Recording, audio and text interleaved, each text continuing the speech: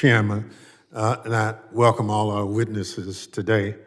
According to several states and stakeholders, the Trump administration continues to withhold over $1.2 billion in FEMA counterterrorism funding that should have been provided to communities almost 6 months ago for programs such as Urban Area Security Initiative and Nonprofit Security Grant Program.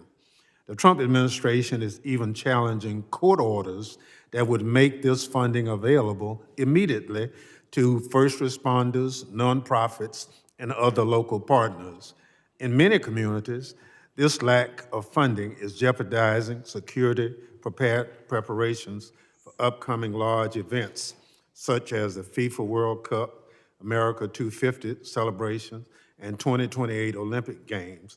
And as my colleague, Mr. Carter mentioned, we had a synagogue bombed in my district recently, and the money that identified the culprit was the nonprofit security grant program that the cameras caught him, and subsequently he's admitted to the cause. So if this money is not available or delayed, as it currently is, Mr. Nelson, can you discuss those impacts on Maryland's preparedness when DHS delays and fight court orders to provide necessary counterterrorism funding going to nonprofits, first responders, and other local partners? Thank you, Ranking Member Thompson. So in response to that, we recognize that it's critical, and in fact, the state was deeply concerned that the federal government would not provide the funds and actually found a way to supplement some state funding because of our increased concern around this risk area. So in that sense, we are deeply concerned about the sustainability of the nonprofit security grant and distributing those funds efficiently down to the places of worship and other eligible applicants to better protect those vulnerable populations. So your testimony is that those programs are not only essential, but pretty much required if we're going to protect houses of worship and other places like that.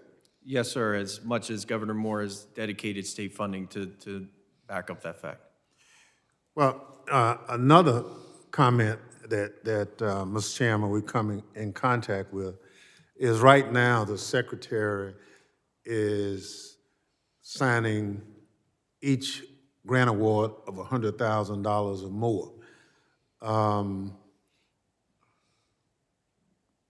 Chief Martinez, do you, right now, are you applying for monies in excess of $100,000? Yes, sir. Would a delay in the execution of those contracts create a problem for your agency? Yes, sir, they would. It could be catastrophic for us. Mr. Maben. Yes, sir. Would that be a problem for you too? Yes, it would, sir. Well, and as I think a lot of us have already indicated, that's for the third largest government agency to get down to the 100,000 contract signing. That slows down the process. And I, Mr. Chairman, I look forward to us trying to work with the Secretary to unblock the backlog of contracts on her desk because that creates a problem. Now, the other question, Mr. Nelson, UWASI is a good program, and do you see any dangers in not funding those UWASI cities in a timely manner? Absolutely, to the point that the response today for the State of the Union address, some of those capabilities will be diminished in future years if we don't receive the funding. Yeah, and that's for the big cities. You know, it's not for the little folk.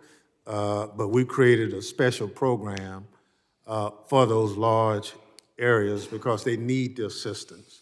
And if, for whatever reason, those funds are not made available, then those communities become susceptible to potentially any kind of danger. So I look forward to trying to unblock the log jam and get the monies to the communities where they need it.